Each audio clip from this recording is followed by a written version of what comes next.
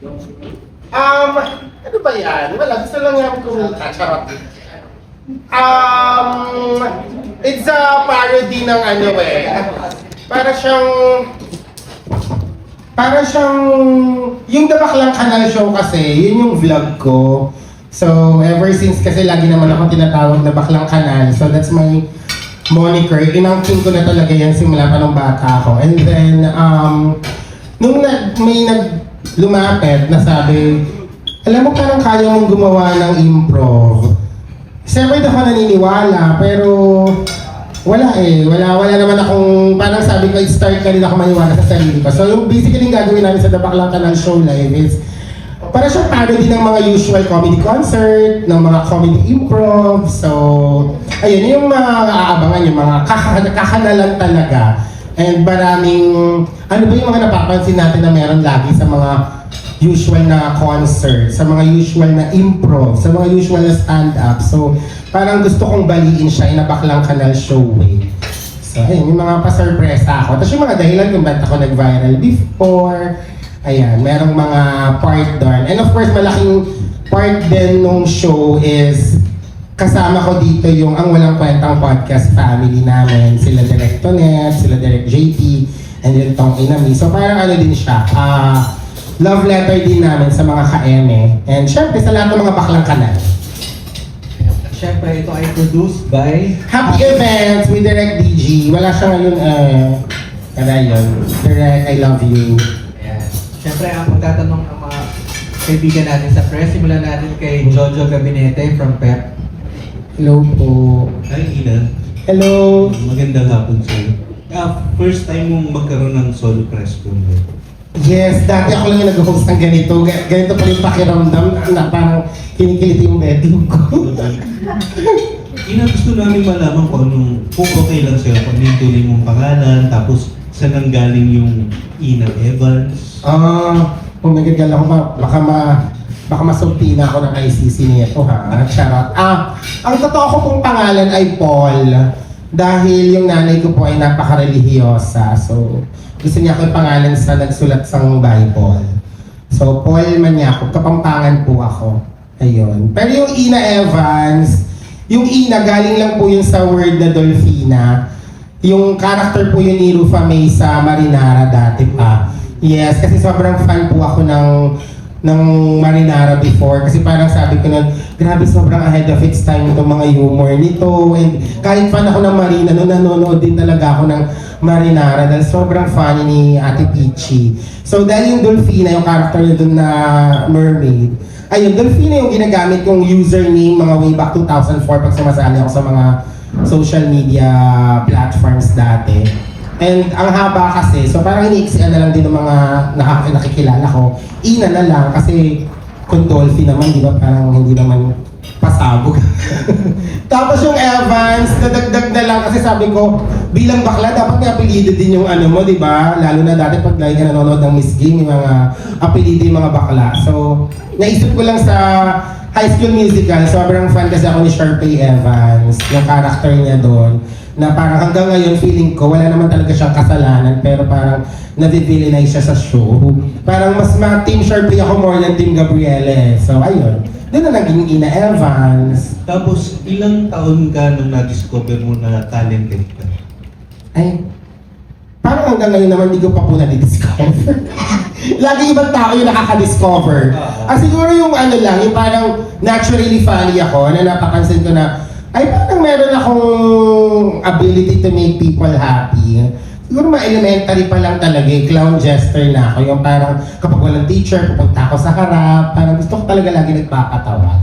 Somehow parang siya yung escape ko before kasi sobrang kanal talaga ng buhay namin. And dahil parang ayokong laging nasa bahay dahil sobrang squatter namin dati, feeling ko para lagi akong may kasama, para lagi akong mabelong to certain people or sa kapitbahay, dapat funny ako para, di ba, they will take me in.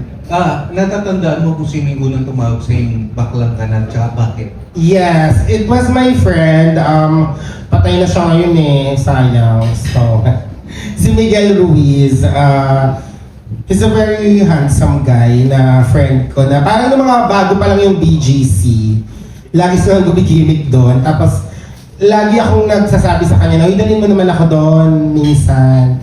Tapos parang sabi niya, "Sobrang baklang kanal mo, Ina, na hindi ka bagay doon." Ganun. Tapos parang, hindi niya naman minimin yung baklang kanal as a derogatory. Pero parang sinasabi niya na sobrang loud. Kasi dati talaga nung bata ako, as in, wala talaga akong manner, wala akong mga social manner at all. So ayun, nung narinig ko yun, parang sabi ko, dapat yung term na to, totoo naman siya at a sense. Hindi, parang ano ko lang, pwede ko itong gamitin to my own advantage eh. Kasi parang ganun talaga ako growing up. Everything na binabato sa akin, mga insecurities, ginagamit ko talaga siya as a stepping stone para na ulit nila magamit sa akin. So parang yung baklang kanal, nire-define ko na lang siya on my own term na it's something ratchet, unapologetic, loud, real, raw, and yun naman kasi talaga ako. So, yun, lagi ko na siyang ginagamit ever since. Parang, sige, ako na yung baklang kanal. Ina, karamihan sa magagaling na komedyante, malungkot ang buhay. Maraming pinagdaanan sa kaso mo, kamusta? Wala, perfect po yung buhay ko. Ganun din, syempre kasi kaya, sa totoo lang yung bahay namin dati nung bata pa ako, nasa gilid talaga siya ng kanal. So, feeling ko, sorry po sa mga kumakain, pero kaya nyo naman na yan, no? Yun. So, malungkot din po yung buhay ko talaga growing up. As in, nasa barong-barong kami, walang kuryente, walang ilaw, ganyan. So, ang buong pag-aaral ko, nakaalis lang po kami dun sa barong-barong nung nag-call center na ako nung college. Hindi rin po ako gumraduate ng college. So, Anong course mo ba? Cosmetology. No, IT po. Ba't gusto nag-aral ka? Yes, mukha lang pong hindi talaga. Pero nakapag-aral naman po. Pero di po ako gumraduate kasi nagtrabaho na po ako. Tapos, ayun, pang MMK din naman, madrama din talaga yung buhay namin. Pero nagamit ko na lang talaga yung pagiging bubbly, pagiging maingay, yung pagiging komedyante as a weapon para makasurvive din sa ganong buhay. Sino nagbigay sa'yo ng malaking break para makapenetrate sa showbiz? Si Nene, I think, kasi si Nene yung unang-una kong siya talaga yung parang nung pandemic lang naman po ako nagkaroon talaga ng break, makapasok ng showbiz, and siya yung nagbigay nun kasi in-offeran niya ako ng management. Naging manager ko po siya. Hanggang ngayon? Hindi na po. Looking back, anong pakiramdam na ang layo na nung narating mo, meron ka ng regular show sa GMA na kailan mo kita napanood? Kahapon na. Ako, Born to be Wild. Charot, Born to Shine ako. Ayun pala. Lagi lang akong lagi lang humble. Parang minsan, lahat hindi ko pa rin siya minsan napapaniwalaan talaga. Parang lagi lang akong pa-forward, and dapat whatever na natatanggap ko, dapat continue ko yung opportunity sa iba. So, in my own little way, I try to help, or I try to open opportunities din po sa iba. And always look back na kung sino po talaga yung laging, yung mga tumulong, yung mga pumapalakpak, yung mga nagsusupport, yung mga naniniwala sa akin, hindi ko po talaga na nakakalimutan. And everything or every project na nagagawa ko, dapat po minimake sure ko na kapag nakita po ito ng mga naniniwala sa akin, dapat napaproud din sila. Parang ayoko nasasayang yung tiwala tsaka suporta po ng mga tao. Tapos ngayon, meron ka ng concert sa GMA. Hindi ko alam bakit ba concert yung sinasabi nila. Parang in-expect yata nila nakakanta ako. Anong pakiramdam na inoperan ka tapos Nung in-offer po to, sir, akala ko talaga prank. Yung parang showbiz lang na sinasabi lang minsan, alam mo nakakatawa ka, mag-produce tayo ng concert sa'yo. Parang ganun, kasi never ko talaga na-imagine na aabot ako sa ganyan. Parang, actually lahat to, hindi ko na talaga na-imagine. Kung sasabihin to sa akin ng bata ako, talagang sasabihin ko nagsashabu yung nagsabi nun. Kasi parang hindi ko talaga, never kong nakita yung sarili ko. Pinangarap, yes, kasi alam mo, pag bakla ka, di ba, gusto ko mag-artista, ganyan. Pero yung sabihin na mangyayari talaga siya ng totoo, tapos ito na may pa-press ko, tapos ang lalaki pa ng ring light, wow. Hindi ako makapaniwala. Pero kasi na-realize ko din, masama din kasi yung tinutulak mo ng tinutulak yung opportunity kung sila na yung lumalapit at naniniwala sa'yo. So parang ang ginawa ko is, mas tinuruan ko yung sarili ko na maniwala sa akin. Kasi kung ibang tao nga naniniwala sa akin, but hindi ako maniniwala. Kung feeling talaga nila worth it na mag-produce ng isang show para sa akin at sa tingin nila, kaya kong magawa yun. Hindi gawin. At saka yung isip ko, 2 hours, okay di ba mamatay? Para di ba sila matawa after 2 hours, buhay pa rin naman ako, di naman ako makukulong. So, di naman ako nagpo-promote ng online sugal. So, okay pa rin po. Naisip mo na nangyayari yung magagandang bagay sa buhay mo dahil mabuting tao ka naman. Baka biglang kumibilat. Hindi ko alam eh, kasi may mga tao na, syempre may mga tao na iba yung tingin sa akin. Meron din naman syempre mga kamag-anak ko maganda naman yung tingin sa akin. But ako personally, I'd like to think na I'm always a work in progress. Hindi man ako laging nakakagawa ng tama.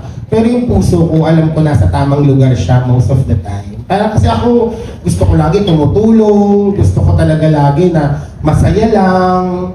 Pero ayun, minsan tao lang din talaga, nadadala lang din ng mga imperfection ng buhay. But kung nangyayari man yun, dahil mabuting tao talaga ako, sana masuklian ko siya para dun sa mga tao na naniniwala din na mabuting tao ako. Last na lang, anong pasasalamat mo sa Diyos tsaka song of your life? Song of my life? Wow. Ano ba yan? Hirap ng tanong? Parang hindi ako mahirap. Song of my life? Oh my God. Parang Islam book. Pagkakantay mo, makakarinig ka, maiiyak ka dahil Hindi talaga kasi ako iyakin na tao eh. Kahit mga malulungkot na, natatawa pa rin ako. Pero siguro can't take that away ni Mariah. Parang it feels like it resonates na parang kung ano yung nasa puso ko talaga. Kahit anumang sabihin na ibang tao, hindi nila rin na yung maaagaw eh. Parang yun po. pasasalamat. Ako gusto ko lang talaga po mag-thank you sa lahat ng lahat talaga ng nagko-consume ng mga content ko. Hindi pa rin ako makapaniwala kasi lalo na nung pandemic, naiintindihan ko na yung peak ng attitude na character sa TikTok, madaming nanonood na ginagaya ko si Kuya Dick, pero umalis na ako doon. Tapos andito pa din ako sa dami ng mga content creators, ng mga artist na din na lumalabas, na may mga nakikinig pa din, may mga nanonood pa din. So, nandun lang po ako lagi sa hindi ko po kayo i-disappoint. Like, whatever na binibigay yung support sa akin, promise, itinutulong ko din po yan sa iba. And lagi kong pinagbubutihan. Lagi kong iniisip na dapat kong pumalakpak sila ngayon dahil sa ginawa ko. Dapat tomorrow, mas malakas pa yung palakpak ko na sa next kong gagawin. Parang ganun po. So, thank you sa inyo lahat. Hindi ako karapat dapat magpatuloy sa inyo. Pero, Last na lang, iimbitahin mo ba si Roderick?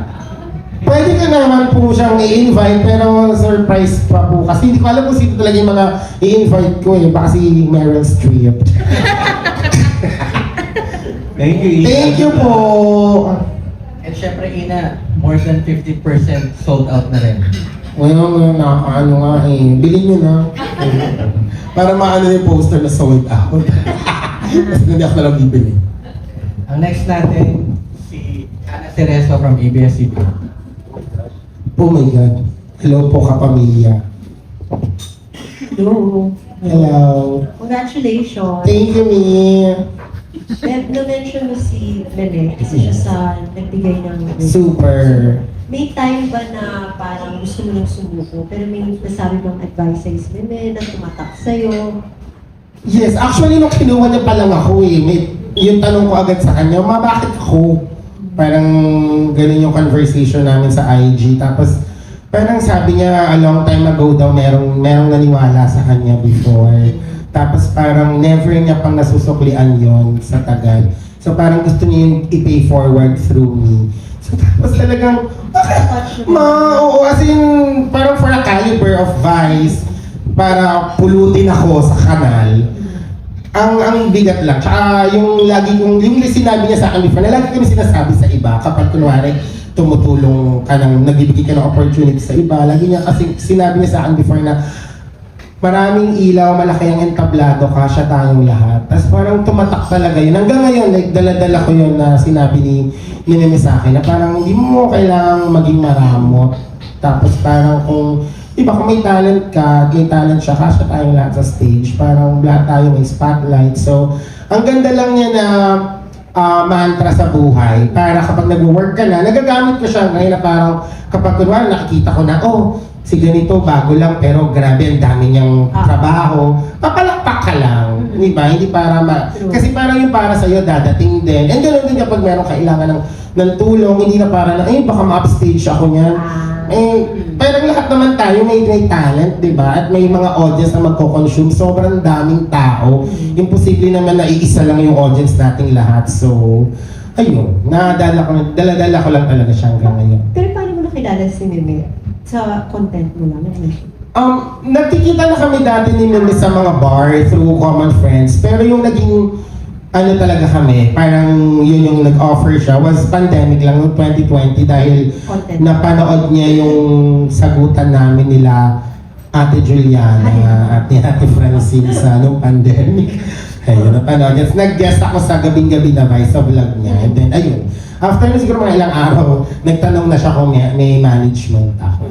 So hanggang ngayon, super helpful yung support ni Vice. Yes, I mean, I think hindi talaga to mangyayari kung hindi niya ako talaga pinaniwalaan before. Kasi wala naman parang wala akong makitang way para makapenetrate ng ganun sa showbiz kung hindi rin talaga ako binild up at tinulungan ni Meme. Thank you. Last na lang, ano ba yung aabangan sa Baklang Kanal Show? Ano bang humor? Ano bang kulitan? Sobrang kaya niya and sobrang tapang. So may mga bisita po akong cartons. Hindi ako, actually habang ginagawa ko to, ang nasa isip talaga namin is ayoko pong lumabas yung mga tao na pagkatapos ipopost ako sa Reddit, masasabihin ko, sayang yung pera nila. Ayoko, gusto ko talaga yung paglabas nila, oh my God, sulit. Kahit ang mahal ng Meralco at Sa TikTok ba? Yes. Oo, gusto ko po talaga na hindi masayang yung pera. Na ayoko maisip nila na si Boklo nag-concert para lang perahan kami lang. Super saya niyan. And hindi lang naman ako ang Baklang Kanal. So, madami pa kung Baklang Kanal kayong makikita. Kaya nga sabi ko, ang nilabas lang naming guest ay sila Directonet. Pero may iba pa ako mga kasama na magpapasaya ka ng show. Pero most naman po nung comedy show is ako pa din, yung improv ko pa din at mga kwento tungkol sa buhay ko na mga hindi ko pa nakikikwento sa ibang mga podcast, ganyan. Thank Yan you. po. Thank you po. Ayan, thank you, Ana. Ang next natin ay si Romel Gonzalez from Police Files Tonight. Hi, Ina. Hello po, Sir Romel. Ang una kong tanong is, curious lang kami, bakit hindi na si Vice ang manager niya? Nung natapos na po kasi yung contract ko after 3 years, hindi na po ako na-renew ni Meme. I think hindi lang ako sure, pero parang hindi na rin po talaga siya into managing talents now. Kasi busy din kasi talaga si Meme. Pero kahit naman hindi na ako, sa kanya pa rin ako nagtatanong, sa team pa rin namin. Before this kahit ngayon nga lang, recent, this year lang, mayroon akong parang project na hindi ko talaga alam kung paano ko i-relate yung sarili ko. Nagtanong pa rin po ako sa Team Vice. Ganun pa din naman po pag may mga problema ako about mga billing, ganyan. Yung mga technical na hindi ko talaga alam. Sa kanila pa rin. And nag-uusap pa din naman kami ni Meme once in a while. So wala naman po problema. Parang nawala lang yung manager na term. So, hindi naman kailangan magpaalaman or something. Ay, hindi naman po siguro. Kasi parang ako naman ever since simula na naging manager ko si Meme, nakatatak na sa akin na whatever I do, sana laging proud siya. Yung ayoko din yung mababastos ko si Meme or madi-disappoint siya na pag sinabi na, uy, si Ina, minanage mo yan, tapos di ba madi-disappoint? Parang ayoko naman po. Parang lagi akong forever grateful kay Meme. Sino ang manager mo ngayon? Ang Panginoong Diyos na po. Hindi, wala na po. Ako na lang po. Wala na po akong manager. So, ikaw. Wala naman po nag-offer. Tapos recently, hindi ko alam kung legit na Facebook mo yun, may post ka na parang nag-emote ka na masama ang loob mo sa parang mga kaibigan na akala mo susuporta dito sa show mo, pero hindi ka sinusuportahan. Pwede paliwanag mo yun. Yes, yung mga actually, ano ba yun? Iba sa Instax. yung mga kaibigan ko kasi sa gimmickan na parang, nangihingi ng libreng ticket, nakabwisit, di ba? Na pag sa inuman, nag-aambagan tayo na mas mahal pa dyan. Na, ito ayaw ko suportahan. Nahuli lang na yung tekun ko nung araw na yun. Eh, alam niyo naman ako ma-post talaga. Diary ko kasi talaga yung Facebook ko. Minsan nga gusto ko na i-private kasi yung Lion Hair, lagi kinukuha lahat ng ano ko. Mga pinopost ko na lumalaki na siya lagi. Nagugulat na lang ako. Pero yun lang yun. Yung mga friend ko naman tinamaan naman. So, nag-message na sila na parang kami ba yun? Sabi ko, oo kayo yun. Bibili na sila. So, all is well na po. Eh, kaya 50%, 50 off. So, out na. Sana maubos na dahil bakit pakulong ako ng produce? Tapos, Ina, anong question na? Halimbawa, magiging babae ka sa isang araw, sino yun at bakit? Una talaga, ayoko naman maging babae. Pero marang masaya naman ako na may titi ako, na may kahit feminine yung expression ko. Happy pa naman ako sa mga nangyayari sa katawan ko. Pero kung magiging babae, grabe. Siguro Cleopatra na lang, para di ba leader ka, maganda ka. Ganun. Ilan taon ka na daw? Depende po sa make-up. Ngayon, 37 po. Hindi naman halal. Yes, sabi nga nila, sabihin ko daw 27, tatanggapin niyo pa din eh. Stop. May love life ka ba, Ina? Madami. Hindi nga, may happy and love life mo. Wala, hindi ako nakikipagrelasyon. Ang huli ko 2016 pa. Parang ngayon kasi nahahanap ko sila sa iba't ibang klase ng lalaki. So parang, gusto ko lang kasama. Ngayon meron, kasi katsupa, meron. Kasama manood ng movie, meron. Parang, ba't ako hanap ng isa? Problema lang, di ba? Hindi ko siya priority talaga. Pero kung may dumating naman, di ba, choosy pa ba dyan? Pero parang wala talaga sa idea ko. Parang hindi ko siya need talaga. I'm happy right now. Yung puso ko masaya, yung puki ko masaya. So, wala akong dahilan para maghanap ng boyfriend. Ay ko na lang, 3 lalaking sa showbiz na crush mo. 3? Si Armani Hector. Wow, hindi pa Max yan. Si Kobe Francisco. Wow, Cornerstone baka naman. And crush ko. Actually, ito lang yung mga right off the bat ko na nakikita ko kasi sa content na, cute naman ang mukha ng mga to. Ang sarap panoorin. And si Kokoy de Santos. Si Kokoy lagi ko pa kasing crush, kaso kayong friend ko na kaya medyo nawawala ng libog ko eh. Thank you. Thank you po. Thank you. Thank you, Romel. Ang next natin ay si Nurse Almo from GMA Entertainment. Oh my God, nurse. Gising na yung pasyente. Totoong Preston pala to. Yung akala ko yung mga taga-ABS na loko. Hello. Hello po, nurse. Sige, unang question muna, bakit daw July yung concert and kailan daw ba yung birthday? Ako po Scorpio ako eh, so pwede na kayong magalit. October 24 po yung birthday ko talaga, United Nations Day. Actually, originally, June yan nakalagay sana for Pride. Pero meron po din kasi akong theater play. Magra-run na po siya. Opening namin this weekend and buong weekends ng June sa Illumination Studio sa Makati. So, para daw hindi ako mangarap, baka dilagyan na namin July. Balikan lang ko lang yung mga unang question. Sabi mo, mala MMK din yung buhay mo. Ngayon na okay ka na and successful na yung career. Sino po nagsabing okay na? Hindi, kasi di ba from the slums, di ba? Ano yung nasasabi mo sa sarili mo ngayon, looking back, and diyan ka na ngayon sa study? Oo, pag ganyan talaga kasi naiiyak ako eh. Dati po kasi, yung kami magkapatid, may blackboard ako dun sa barong-barong. So magdo-drawing ako doon, kinikwentuhan ko lagi yung kapatid ko. Parang yun yung pinaka-TV namin. So ina-entertain ko lang yung kapatid ko lagi. Tapos parang lagi akong i-thinking na, nakakaalis po kaya kami dito. Kasi sobrang hirap talaga, like hindi kami nakakakain ng 3 beses. Papasok kami ng lukit yung damit, hindi nakakaligo.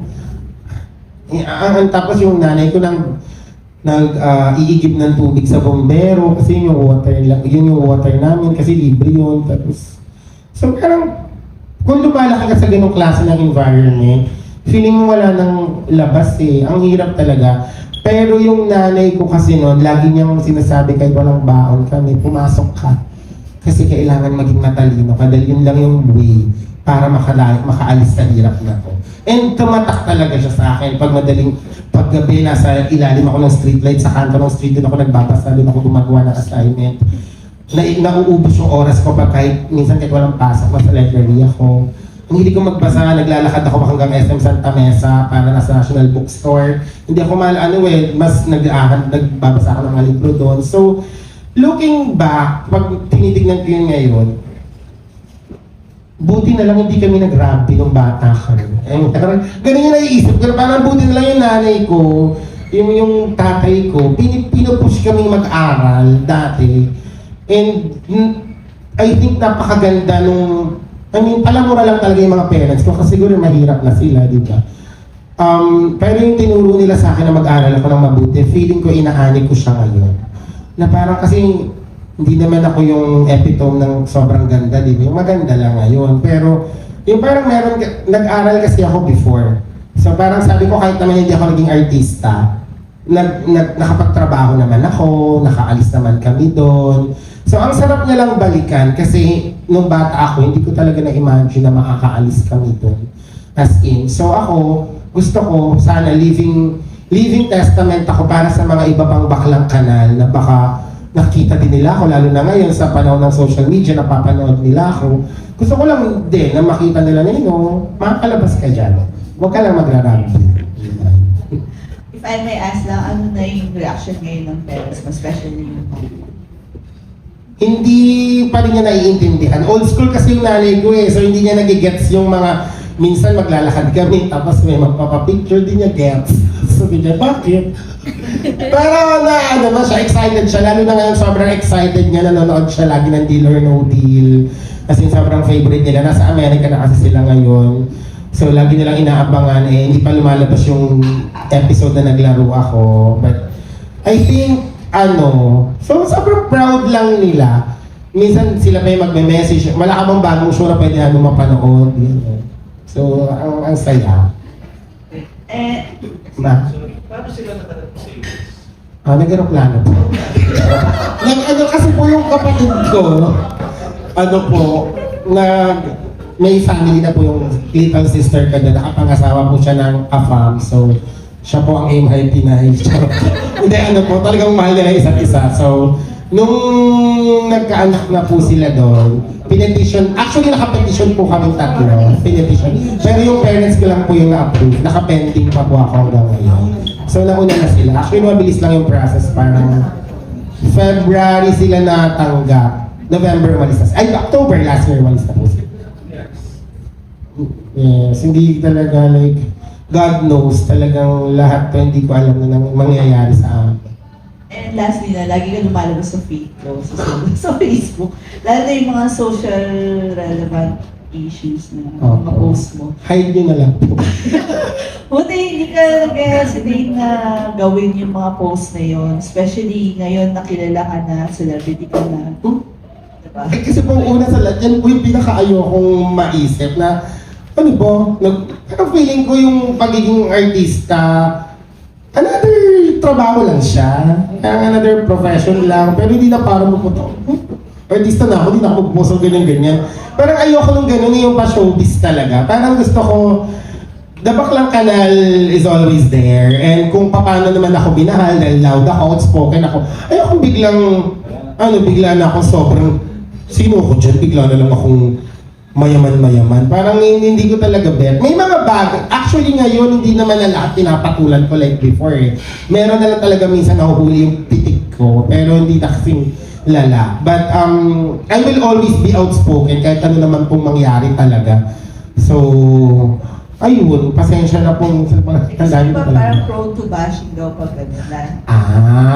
Ako naman nasa social media na ako. Wala pang Twitter. So, nung iba pa yung hindi naman ako na-apektuhan talaga ng mga bashing unless yung sinasabi niya is medyo pwede na akong makasuhan kasi hindi naman totoo, di ba? Pero kung ano lang mga sinasabi, mga ad hominem or kasinungalingan, parang mas malakas pa rin naman yung palakpakan ng mga tao nagmamahal sa akin kaysa sa mga sinasabi nilang negative. So, Dahil malang ako sa kanila talaga. Wala akong paki kasi okay, kayo yan eh. At hindi pag-usapan nyo, at least nakakatulong pa kayo sa traction ko. Kasi alam ko naman yung sinasabi ko and hindi naman ako, whenever I post, most of the time, kaya ko siya laging backupan. Hindi naman ito nagagaling sa dahil fake news peddler ako, di ba, o DTS ako, hindi naman ganun yung mga pinagpapopost ko nakabubukan eh. So, actually mga photo pa ngayon ng babash. So, okay, kayo na yan eh.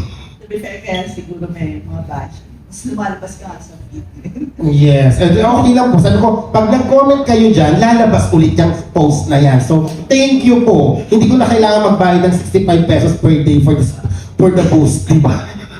And last na sa akin, looking ahead, ano pa yung ina-expect mo, especially sa career? Sana wag pa rin akong umabot na mag-promote ng online sugal. So, charot.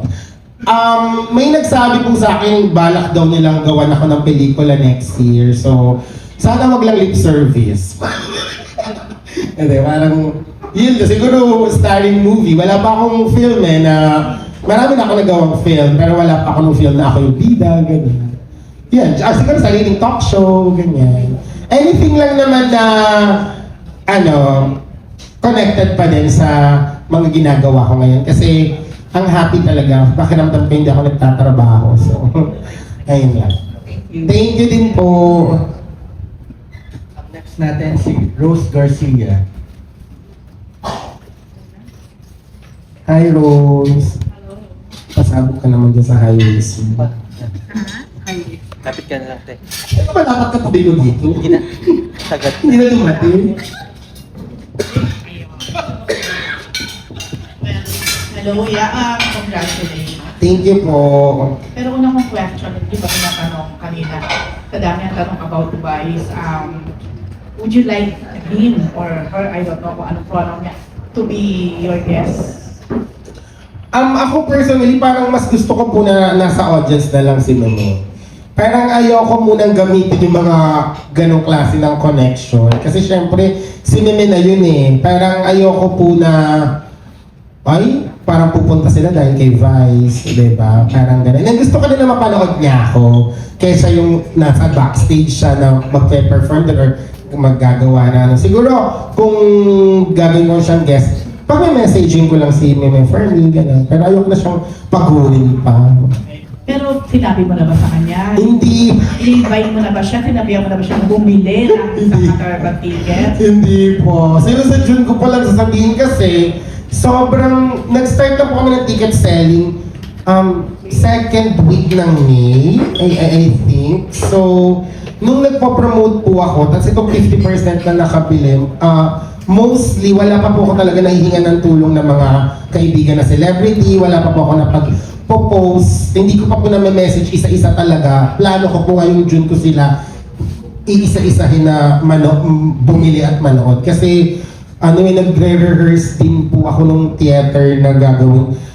Wala po talaga akong pahinga. Actually, kanina nasa ER po ako. Why? Dahil inatake na po ako ng asthma kahapon after the rehearsal. Pero sabi ko, kung ika-cancel po namin ito, baka yun po yung i-post nyo, no? Na si Ina nag-cancel ng press con. Paano yung lunch namin? So, sabi ko, sige na, di ba? May lunch talaga, no? Sabi ko, sige, asthma na lang ulit. At least may magandang feedback. Charot. Hindi, medyo okay naman pa after the ER. Pero yun, hindi pa kasi ako nakakapag-isa-isa. Ngayon kung June ko pala sila plano i-message kasama si Meme. Okay, another question. Yung baklang kanal na term, talagang may negative connotation siya, di ba? Yes po. Seriously, how do you feel kapag sinasabihan kang, ako baklang kanal yan? Ako right now and ever since, okay. Ako totoo naman. Kasi nga, alam ko, pag sasabi ng baklang kanal, uncultured, diba, laging ganun, parang squatter yung ugali, jejemon.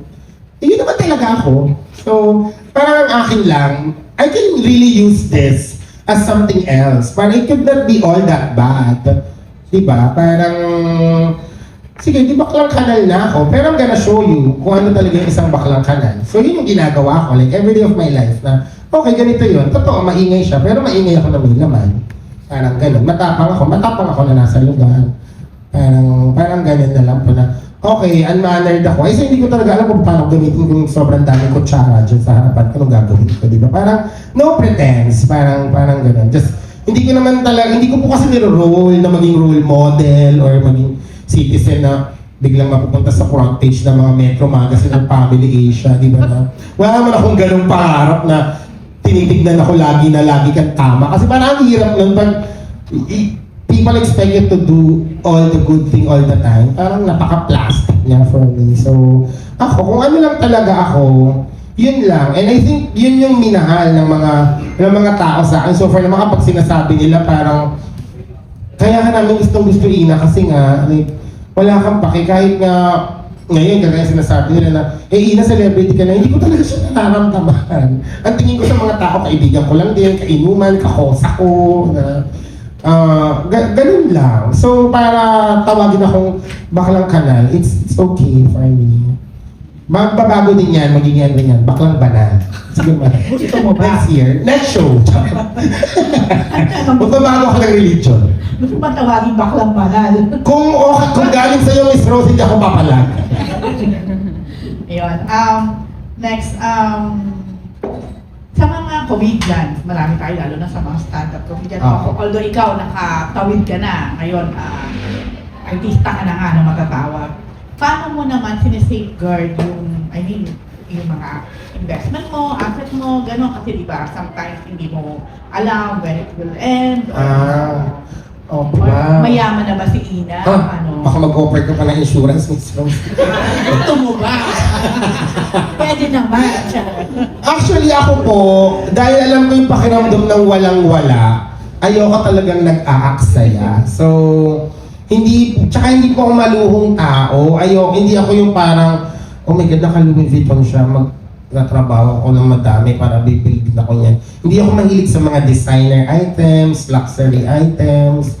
Hindi ako ma-showy na gano'n. Mostly kung may makikita man yung mga tao na may gano'n ako, kunwari may dalaman ako Louis Vuitton, hindi yun akin, binigay lang yun. Kung may singsing man ako na may diamante, hindi ito akin, binigay lang ko. Hindi ako bibili lang para sa akin ng ganong amount. Parang isi-save ko na lang to for the future, for a business, for something na pwede May na business ka ngayon, may mga ice candy pa lang po, pero nga. yes, kaso lagi ko po kasi sinasabing malambot pa kasi busy ako nanonood, so nalugi na din. Charot.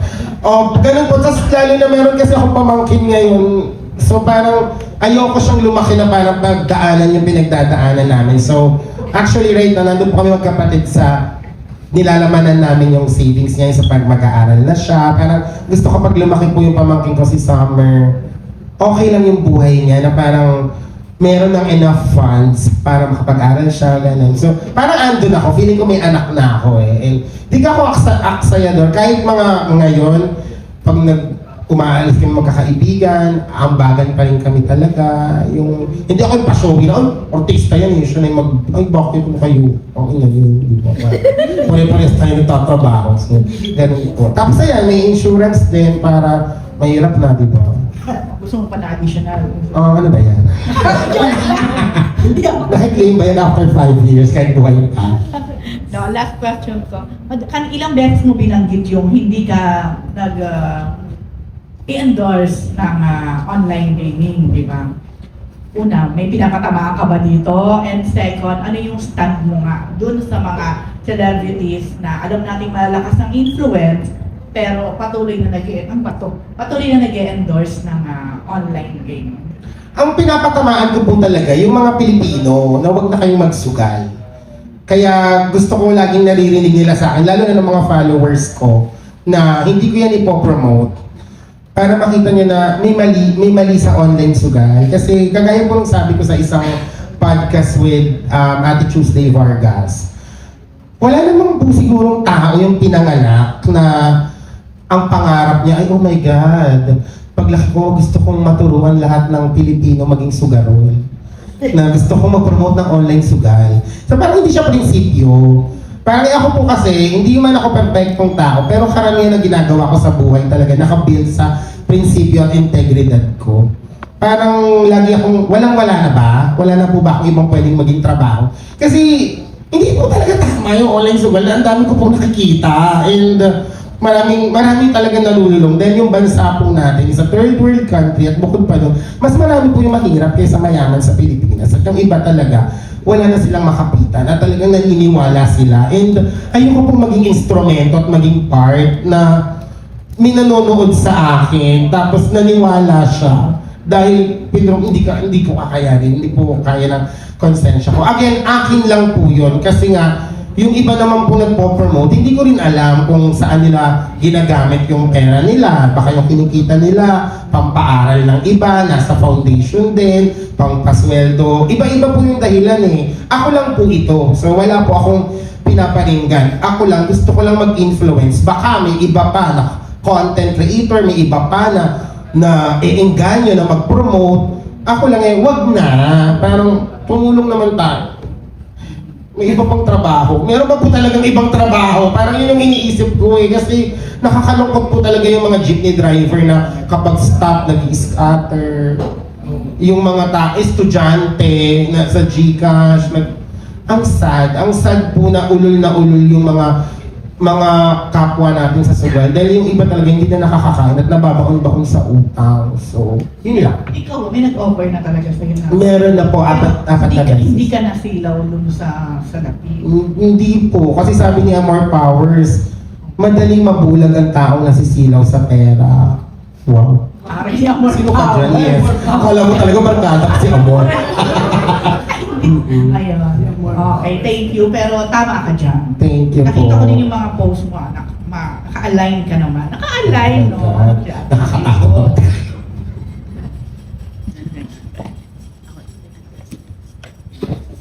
Wala na. Ay, meron pa po. Meron. From Alvin, lapit na lang po, medyo bitin. Alvin Ignacio from 3. Oh my God, Alma.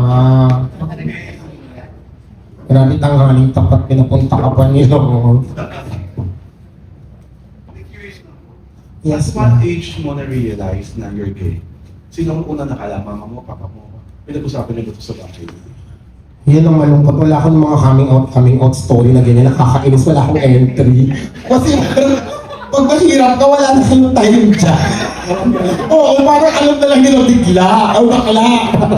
Ganun na lang. Pero parang pakiramdam ko ang unang nakapansin tatay ko talaga. Kasi yung tatay ko lasinggero before eh. So, imaginative siya. Nung alam niya agad, parang lagi niya ako tinutokso before. Nanay ko yung laging in denial, tapos lagi akong pinoprotektahan. Lalo na sa mga kaklase, lagi niya sasabihin pag tinutokso ako, "Ay, alam mo kung bakla, matalino yung anak ko, may medal yan." Laging gumagano yung nanay ko. Tapos dumating na ako sa point na, "Ma, stop! Huwag mo na ako ipagtanggol, bakla ako!" Parang ganun lang siya, ma. Doon sa mga taong, I'm sure, growing up, nakatanggap ko ng mga grabing panlalaki, persecution, anong gusto mo sabihin sa mga taong nakapi sa'yo? Sana nakatulong yun sa kanila in some way. I mean, wala naman akong, hindi ako mapagtanim kasi ng sama ng loob eh. Minsan nga may mga lalapit, galit ka pa sa akin. Huh? Ano yung nagawa? Hindi ko nakakaalala. Mabilis din akong magpatawad kung hindi naman malala talaga, kung hindi naman ako na physical or whatever. Tsaka, sila rin naman talaga lagi magdadala nun. Ako lagi kong sinasabi, kapag yung isang tao ng lalait, parang talagang mas character niya yung nakikita doon, more than yung taong nilalait niya. So, go lang, stay pressed. Sa mga baklang batang iniidolo ka sa ngayon, anong gusto mong sabihin sa kanila? Wow. Di kayo nagkamali. Hindi, thank you. Kasi nung bata ako, wala akong makita na parang figure na talagang panghahawakan ko na Yes. ito yung ano. Actually, yung parang figure ko lang dati, yung bulag na gumraduate na valedictorian ng Ramon Magsaysay. Kasi parang talinong-talino ako sa kanya. But, kung meron man, sasabihin ko na hindi ako perfecto ha. Sasablay ako at one point. Baka nag-expect kayo ng santo, hindi ako yun. Pero, I will always do my best para ipakita sa inyo na nananalo tayo. And sana yung mga batang yun, hindi sila mag-give up kasi napapanood at nakukonsume nila yung content ko. Sana nai-inspire sila na ma-motivate sila na mag-aral lang mabuti, na magtrabaho, na kahit anong mangyari, hindi bibenta yung prinsipyo, yung mga ganun lang. Yung mga Sana yun yung mabigay ko. Huwag na yung kalibugan. So, pero kung ano, sila na yan. Okay. Anong gusto mong ipayo sa mga bading na nagmamahal? Based on my experience, Yes, go. you become what you tolerate. So kung ikaw, alam ko naman na meron talaga tayong lalo na yung mga kaibigan, ay kapatid natin sa community, parang madalas ang love language na talaga is giving, Yeah. di ba? Pero kasi, kapag pinakita niyo yung sarili niyo as a pitaka sa mga lalaki, they will always expect you to be a pitaka. They will never see you as someone to love and to be loved. Unless pag-aralan ka nilang mahalin with a certain amount. Of course. Diba? So parang ako, kung gusto talaga natin, sana ipakita niyo muna kung sino kayo. Kasi meron yan, may magmamahal sa inyo. Ako na nagbabayad ng mga lalaki na ganyan talaga.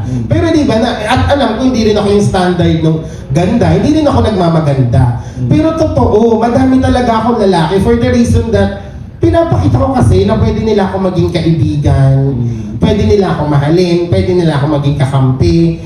Pinapakita kong tao din ako, hindi ko pinapakita na oh, madami akong pera, liga dito, papainumin kita. Hindi ganun eh. Parang yun lang. Yun ang advice ko. Para hindi rin kayo nagsisisi sa huli. Ikaw ba magmamahal pa muli? Kung wala kang mga choices of friends mo na meron ka ngayon. I think naman lahat tayo, di ba, hindi tayo matatapos magmahal kahit matanda na tayo. Kasi kung hindi na tayo marunong magmahal, parang wala nang sense mabuhay. So, nagmamahal pa din naman talaga ako. Ayoko lang makipagrelasyon. Sa iba naman yung magmamahal sa nakikipagrelasyon eh. So, it's a commitment. Eh, ayoko din naman sa damakmak na cheating issue, di ba, na makikisali ka pa ba dyan. But, yeah, lagi namang magmamahal. I think, at the end of the day, dapat lahat tayo, bawat ginagawa natin, nag-uugat siya sa pagmamahal. And on that note, thank you very much. Thank you, ma. Pinatayo ka pa nila. And thank you, Alvin. Next po natin si Kate Adahar from Random Republic. Hello po, Miss Kim. Aileen. Hello po. Congratulations. Sa panahon ngayon ng cancel culture, no, nananatili kang na matapang. So parang meron bang mga bagay na para sa'yo hindi mo gagawing katatawanan? Meron ka rin bang rules sa sarili mo? Ngayon, ayoko talaga yung kapansanan, culture, anything na magiging offensive sa totoong buhay ng isang tao, parang wag na lang. Yung parang idadalin nila. So, isip na lang ako ng ibang way or sarili ko na lang yung gawin kong katatawanan. And para sa'yo, sino yung mga parang pinaka-nakakatawang tao? Meron ka bang ganun yung parang mga naging peg o paboritong panoorin?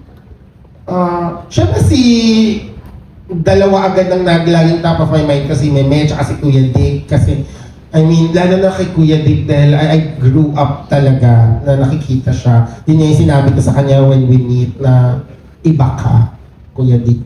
And siyempre, si Meme, ang bilis-bilis niya talaga mag-isip na parang lalo na yung mga moment na magkasama kami, na-elib talaga ako. Yung grabe yung utak niya. As in, sobrang snappy and punong-puno ng ideas. And then yung mga nakakapagpatawa sa akin talaga ng iba kasi yung humor ko, sobrang dark eh. Actually yung mga nakakapagpatawa sa akin ngayon, si Stella, si Abby, yung mga lasing na nasa kalye.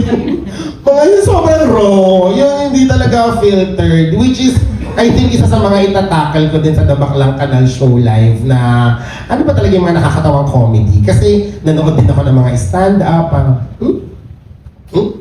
Tumatawa sila dun. Parang, hindi ko talaga. So, baka iba lang talaga yung comedy ko. But yeah, mas na-enjoy ko yung mga comedy na sobrang impromptu kesa dun sa mga pinag-iisipan talaga o ginagawang content. Yeah. And last na, bukod sa successful na show, ano pa yung gusto mong ma-manifest? Wala ko din mga sold. Ano pang gusto mong ma-manifest sa career mo? Kung mangangarap ka na lang ulit. Kung mangangarap na lang ako talaga, siguro mas madami pang comedy show. Kasi parang feeling ko, tinanggap ko na sa sarili kong komedyante ako. Dati kasi parang in denial pa ako. Parang feeling ko papunta ako sa serious actor. So, siguro mas madaming show, regular, makapag-put up ng own business, like sana restaurant or a bar, yan yung mga pangarap ko minsan eh. Or pogo, charot. So, ayun. And yun guys, sabi ko kanina, pelikula or sariling show. Salamat. Thank you din po. Next si Jessica from Ay, ko. Inquirer. Oh my God, matalino po Miss Jessie. Congratulations po. Nakakatawa po kayo na saka talaga Uy, thank you ha. may substance. Ang galing sabi. May substance din po talaga yung sinasabi niya. So parang curious lang po ako sa thoughts niyo kasi parang recently po naging discussion po online yung mga parang straight guys portraying yung mga gays. Pero kapag usapang parang gay rights na hindi sila nakakausap, pag nagsasalita, so parang thoughts niya na lang po. Wag mo silang yung queer dating. Kasi I think ang unang dapat maintindihan ng mga tao is ano ba yung queer dating. Hindi kasi porket may lalaki gumanap na bakla or straight na nag-content ng bakla is queer dating na. Yung queer dating kasi, it is something na straight people gagamitin nila yung character bilang bakla so they can get an audience or they can get the money. Pero in reality, what they do is not really about for the gays. Hindi talaga siya kwento tungkol sa dalawang bakla or dalawang tomboy. Hindi talaga siya nakaka-empower. Ginagawa lang siyang pangkuha ng attention. Kasi di ba, you know, the LGBT community is a big community. Di ba, they have the pink money. So, parang ganun yung queer baiting. Ako ang lagi kong stand, lalo na in 2026, with straight people making bakla-baklaan content. It's such a lazy comedy. Parang, ano ba, wala na ba kayo naiisip na iba? Parang, nung 90s pa yan Parang, di ba, we have given brains that think not to copy what other brains think. Kung napaglipasan na, gawin na tayo ng iba. Dapat nag-progress din yung humor natin. And okay lang naman yung, sige, because lalo na yung mga bakla, masayahin talaga yan So automatic kapag may straight nagpanggap na bakla at ginawa niyang content, automatic nakakatawa yun kasi straight ka Tapos bigla mong babaliin na feminine ka. It's automatically funny. Pero, yung ginagawa mong yan that's a live reality ng ibang tao. May ibang binubugbog, pinapalayas, hindi nag-aaral, nagpapakamatay. Dahil sa ginagawa mong caricature. So why would you do it? Ano bang ginagawa mo pagkatapos nun? Do you fight for equal rights? Diba? Parang, may paki ka ba sa minority na ginagawa mong caricature? And minsan napipikon lang ako lagi sa parang, ang lagi lang nilang content pagdating kapag nagbabakla-bakla is mahilig sa tite, mahilig sa sex, na sobrang palatawa, sobrang flamboyant, sobrang loud, ang kapal mag-makeup, na ano ba? Ganun lang ba kami? Diba? Like, parang, pwede ka naman gumawa ng ganyan na empowering, pero funny pa din. Diba? But, nakakapikon. Ako personally napipikon ako, lalo na makikita mo, wala naman talaga sila mga advocacy, wala namang pake sa totoong buhay. Gusto lang nilang kumita, di ba? Kung gusto nyo kumita, hindi maglalaki-lalakihan kayo dyan, di ba? Maglibog-libogan kayo dyan. Pero yung babakla-bakla kang bobo, napapikon siya. Nahuli yung gigil ko. Kainis kasi yun. Ikaw naman kasi, ano mo?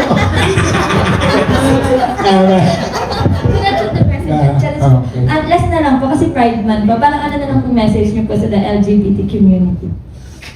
For our community, napakadami pa din natin pinaglalaban na hindi pa rin nasusulong. Mga 10 years ago, pinaglalaban na yun sa Malate, hanggang ngayon pinaglalaban pa rin. So sana tuloy lang, pasulong lang tayo, huwag tayong mawawala ng pag-asa. And hindi naman tayo humingi ng special rights. We just want equal rights kasi madami pa rin talaga, malala pa rin yung discrimination sa bansa natin. Huwag natin sabihin, huwag kayong maniniwala na, 2026 na, tanggap naman yung mga bakla sa Pilipinas. Hindi po. Hindi po totoo. Dahil sobrang lala pa rin po ng discrimination. Kahit po ako, nararanasan ko pa rin siya sa araw-araw kong buhay. So, tuloy lang natin yung laban to pass the SOGI bill. And always remember na yung Pride, hindi lang naman siya dapat pag June. Dapat it's all year round, it's everyday Pride. We fight for equal rights and fairness. And ayun na, laban lang tayo lagi. Huwag na tayo mag-away-away. Minsan tayo pa mismo nasa loob ng community yung nagtatalo-talo, diba? Na sana let us educate one another. And as a part of the rainbow community, it is also your responsibility to learn about your community. Kasi may iba kasi na hindi ko gets, like transgender na siya. Siya pa mismo yung kumakalaban sa sarili niya. Ano pa po, sarili laban sa sarili yung bakla sa struggle. So, ayun. Happy Pride. Congratulations po. Thank you. Bili ka nga pag Mami ko din tawa ng tawa kanina. Dapat 3-5 yung ticket mo. Next po si Carissa from Manila Bulletin. Oh! Diyos ko, nakakatakot ng mga to. So, ano fan? Six. Ano po yung electric industry?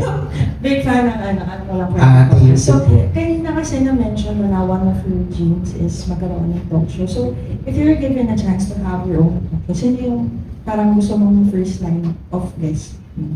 Wala. Puro ako muna. Kasi cloud chaser ako. Siguro kung sino man yung presidente kapag may show na ako. Wow. Hindi, gusto ko kasing gusto kong kumakausap talaga ng mga intellectual people. So siguro, probably a scientist from UP, mga ganyan, mga doctor from BGH. Gusto ko talagang, ganun yung kausap. Kasi parang, napapansin ko ngayon sa lahat ng mga online, ng mga shows, ng mga talk shows, lalo na online, it's always the celebrities, the same people over and over again. So nasasaturate na lang tayo sa ganun. Sila na naman. So parang if I'm gonna have a talk show, ganun yung gusto ko. Like, I wanna give, a chance na maka-interview ng mga ganong klase ng tao. Yung mga interesting pa din naman sila, they are also celebrities in their own way, pero hindi sila lagi nakikita sa, mainstream media. Next question po. Kasi, since mention ako, fan ako ng Walang Kwentang podcast. Oo. Nung nandun po ka na Tong Inami. So, ano ba yung feeling na parang, minsan kayo yung nire-request ng mga fans na parang how was the reception po for naman ang fandom yung tatlo? Oh my God. Una, gusto ko muna mag-thank you sa kagaya nyo, sa mga ka-eme, sa fan ng Walang Kwentang podcast. Kasi, feeling ko talaga the largest fan base na meron ako right now is with you guys. Kasi cool to talaga kayo. Grabe yung pasasalamat ko kay Direk Tonet. Lalo na nung una ako nag-guest sa Ang Walang Kwentang podcast, experimental pa yun kasi hindi pa ako yung una nilang choice. Parang absent yung dapat nilang i-guest. So parang sino yung second choice nyo? Ito si Ina na lang. Parang hindi ko na alam na yung mga podcast community pala ma-enjoy yung pagdadakdo ko na nire-request na ako lagi hanggang sa naging trio na kami nila Direk Noah and Milo. Ako wala lang hanggang pasasalamat. And sabi ko nga, may nagsasabi sa akin, ginagawa ko na daw personality yung AWKP na kahit saan binabanggit ko. Lagi ko siyang binabanggit kasi lagi akong thankful, lagi akong grateful sa mga nag-open ng opportunity sa akin. Hindi ko yan kahit kailan makakalimutan. So syempre, lagi kong bukang bibig dahil para sa mga award-winning directors who could have guessed anyone, ako yata yung isa sa may pinakamadaming guesting sa AWKP, kami nila Milo, at paulit-ulit na minsan, hello, meron sila mga kausap na ako sa Javier Reyes, biglang kabi, uy, anong alam ko dyan? Diba? So parang nakakataba ng puso. So parang kaya nga sabi ko itong Baklang Kanal Show Live, nung ginagawa ko to, sabi ko hindi talaga pwedeng hindi kasama sila direct. Kasi love letter ko yan para sa inyo. And para din sa mga hindi kilala yung Walang Kwentang podcast community, sa mga manonood na kaibigan ko or followers ko sa ibang platform, gusto ko na makilala din nila kayo kasi it's a healthy, not so healthy, but it's a fun community, the AWKP family. Thank you, Mother Good. Thank you. Ayan, next. Kanina pa siya gusto magtanong. Si Rodel Fernando from Abante and Marisol. Oh my God, Abante is so close to our hearts. And Okay na ba yun? Sir, Ay, lapit ka na. ako na lang po ang lalaki.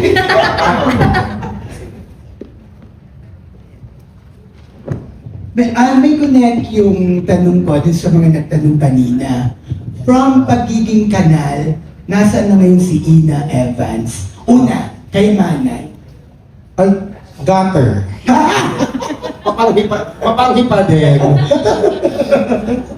I mean, nakalabas naman na ng kanal.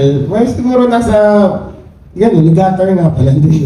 Mabako pa din, estero pa din. Pero at least wala na tayo sa kanal. May pera na. Siguro safe na lang naman sabihin na yung mga dating cravings ko lang, yung talagang parang minsan ko lang siya nakakain, lalo na pag naalala ko kasi before hindi talaga ako nakakapag laging McDo yung kinakain ko, ano malapit sa call center. Pero ngayon parang, I mean, I have the opportunity na pag may gusto akong kainin, kinikrave yung madaling araw, kaya kong orderin na minsan hindi ko talaga na, grabe na ka. Minsan ako rin tumatanggi sa food, yung ganun.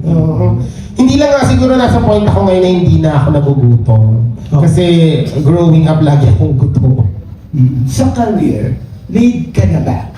Masasabi mo made ka na? Hindi po. Ay, hindi ko talaga naiisip yan in terms. Kasi sa totoong buhay lang, sabi nila, ang tawag daw dun sa way of thinking ko is imposter syndrome.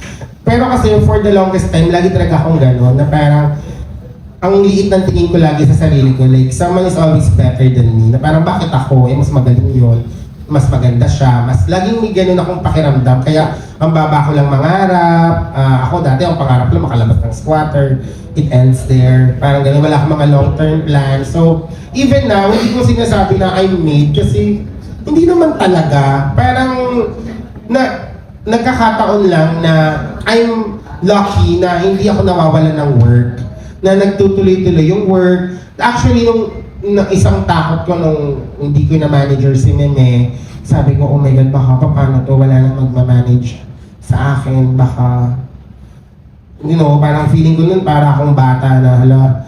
Pero okay naman, parang may lagi namang nag-work, 3 years na yun, 3 years na yun nakakalipas. So, I just think at least nandun ako sa working, batch ng mga tao, yung I'm not made, but I'm a work in progress, na hindi naman nawawala, hindi naman ako yung parang magme-message na mangungutang na, uy, dito scam ako to pero babayaran kita pag nagkaroon ako ng next na racket. Wala naman akong ganun. Okay, last na lang. Kanina nabanggit mo, parang may offer ka sa pelikula, gagawa ka pelikula. Kung may love angle yung movie, sino ang gusto mong makapartner na aktor na may pagnanasa? Grabe, bumalik ang asma ko. So very abante. Grabe naman yung may pagnanasa. Parang kahit pag sinabi ko na siya, parang pag in-offer sa kanya yun, si Ina kinukuha ka kasi may pagnanasa sa sa'yo. Ano ba kami gagawa ng sexy niya? May ganun. Oh my God, ganito ba ako sexually attracted?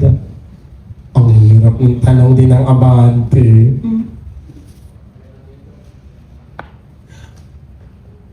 Parang kasi kung gagawa ako ng film talaga, ayoko sa lalaking nalilibugan ako. Gusto ko sa lalaking ang galing talaga umarte. Okay. Yung madadala ko. Okay bang ganun na lang? Pwede rin. Kasi kung nalilibugan ako, ang dami sa Viva Max, di ko na nga alam yung mga pangalan.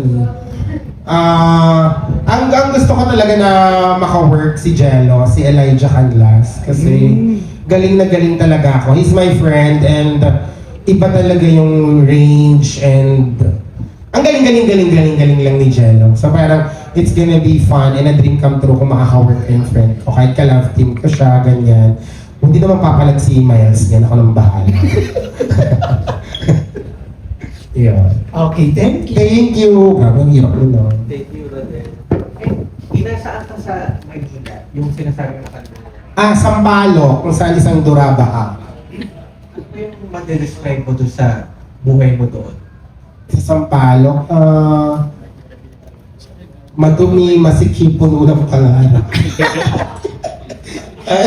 Maingay, pero masaya. Hindi ko nga kayang umalis dun eh. Ang daming nag-aano sa akin na, iya magkonto ka na, magganyan ka na. Ayoko talaga, ang saya-saya ko dun. Like, Tsaka community din kasi. oo, parang sanay ako nung, pag nagutom ako ng madaling araw, pwede akong bumaba, may nagtigdunda naman din na gabi na may tapsilog pa din, yung mga may ihaw-ihaw pa din. Tsaka, ewan ko, I'm drawn to the noise. Parang masaya ako na may nakikitang mga tao and yun nga, may community, hindi ako secluded, kumbaga. Hindi ko talaga pangarap yung mga condo-condo living na i-stress ako. Feeling ko nakatira ako sa mall. Kasi di ba, parang di ka nagkikitaan, tapos magpapark ka na lang, ang dami pang pagdadaanan. Parang ka magmamall, tapos pag may binili ka, bababa ka ng elevator. Pasakit. Sino ba nagpa-offer ng mga condo sa Pilipinas na? Nabibigay ko na yung mga material ko dito, no? Wala na sa kapang. Not yet. Next natin si Nikki Wang from Manila Standard. Hello, so just ko mga tanong ko, Hi. spreadsheet. Well, marami na naman na tanong sa'yo, pero my question is, sabi mo wala kang pakialam sa mga sinasabi ng mga tao. Depende po Hindi naman Yeah, sa- regarding sa... Pero ang question ko, in this age na ang daming balat sibuyas, ang daming woke, ang daming nag-grandstand, mahirap na bang maging komedyante sa panahon ngayon? Parang ever since naman mahirap talaga maging komedyante kasi you really have to think of your material para to make people happy. Baka feeling ko, mas nagiging mahirap siya ngayon kasi merong mga komedyante na ayaw na nilang mag-progress yung jokes nila.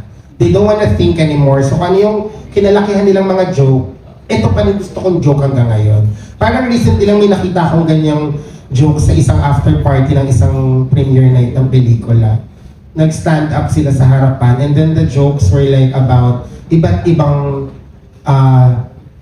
lahi, Italiano, ganyan. Parang, magsalita ka ng Italiano, Koreano, and may mga tao sa crowd na iba't galing talagang UAE, may mga taga-ibang bansa. So, ako yung nahihiya. Ay, parang, oh my God, this is so offensive. Na parang, ano bang nakakatawa sa lengguwahe ng ibang bansa?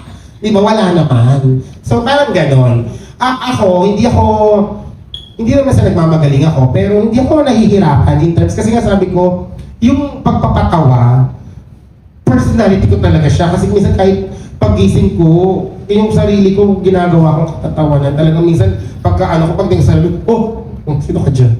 Pero kung yung kausap ko na, so, it's easy for me. Ang challenge ko lang talaga lagi is, hanggang saan ba yung boundary ng mga joke? At sino yung audience ko? Parang ngayon, inaano ko lagi na gaano ba ka-dark? Sino ba yung, nasaan ba akong area? Parang ngayon, ito yung mga kasama ko, hanggang dito yung comedy. Pero in terms nung talagang pagkakagawa niya, hindi ko kino-consider kung sino yung mga balat sibuyas or mga, hindi naman. Kasi parang lagi ko namang inaano na yung mga joke ko, hindi talaga siya border dun sa mang-o-offend talaga na dadalhin nila yon hanggang dulo. Hopefully, sana ganun yung nagagawa ko. Ang social media is very parang naging platform mo talaga, no? Para makapasok dito sa industry. In an alternate universe na walang social media, would you still want to be a comedian? Yes. Actually, dati, nung nag-aaral pa ako, meron akong plan na mag-apply sa Punchline nung nanood ako dati. At si Mime din yung napanood ko doon. Tapos parang, oh my God, gusto kong maging ganito. Kasi nga, ganun na ako habang nag-aaral sa mga kaklase ko. Pero wala, naunahan na naman ako ng, I'm not good enough. Parang, di ako ganyan kagaling, kagaya nila. So, hindi din nag-manifest. But feeling ko doon din ako papunta talaga. Kasi I really love making people happy. Alright, salamat and good luck here. Thank you. Maganda ng mga tanong ng mga tagaan. Next natin si Jojo Panaligan from Rider Beach. And Hi, Sir John. Dorna. Ay, Hello. ano ang worst discrimination na naramdaman mo or experience mo? Paano ka nag-push back? Where's discrimination? Patola kasi ako eh. Paano ka nag-push back? Tamang-tama, patola ka. Yes. Oh my God. Nung high school ako, binubuli kasi ako. So, dinidiscriminate ako in terms ng, just context lang, sa Ramon Magsaysay High School kasi ako nag-aral. So, we have 39 sections per year. So, parang ang goal ko is mapunta ako sa section 1. Kasi nung nag-aral ako doon, section 6 lang ako. So, napunta ako sa section 1, hindi ko nagakinaya, masyado sila matalino. nag-section 4 ako. Lahat ng mga naging classmate ko ng section 1, kapag may mga section competition, lagi akong binubuli. Lagi nilang sinasabi na doon lang ako nababagay, hindi ako ganun katalino, chuchu. So, I was discriminated and bullied hanggang end of year. So parang, that was actually, yung pag-pushback ko is also the worst memory of my life. Dahil inabangan namin yung mga estudyante ngayon sa labas. Binagbog niya? Yes, nakipagbubugan ako sa baklang kanal. Bakit ko ba ito kinikwento, Lord? Yes, so tapos hindi ako nakapag-marcha dahil doon. Hindi ako pinag-marcha, binigay lang yung diploma ko the next day ng graduation. So hindi kami nag-marcha. So parang super painful dun sa mama ko kasi nga parang yun ang nga lang gusto niya, yung maka-attend ng graduation na sobrang hirap pa namin. Anak ko, sobrang guilty ko noon as a anak na gabi ko na ano sa nanay ko. Kasi hindi naman ako bobo, kaya hindi ako. Pero di ba na yung grabe kasi sila mambuli at man-discriminate sa akin, hindi naman ako bobo eh. So parang napapushback talaga ako to that length na hindi kami magka-college na hindi ko nakakanto-kantong mga to. So, nagyaya pa ako ng mga kasama ko, abangan natin. So, ayun, lahat sila. Hindi rin nag-marcha. Hindi naman, bakla ang away siya. Yung mga catfight, mga GMA7 na laban. Dahil na serye na kan. Oo, camping. Mga ganun. Pero yun, hindi kami pinag-marcha. Second to last question ko, ano ang pinaka-damaging na pwede mong sabihin sa teenager na pausbong pa lang na maging baklang kanal at paano mo i-undo yun by talking to him? Most damaging?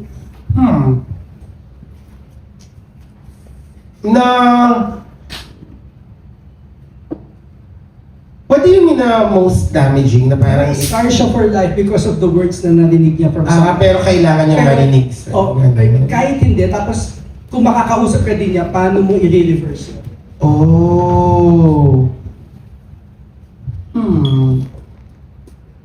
Bakit ko naman kasi siya pagsasalitaan naman? Yung ikakadamage. Yung ibang tao ang magsasabi na Sa kanya. sa kanya. Then, paano mo siya aano?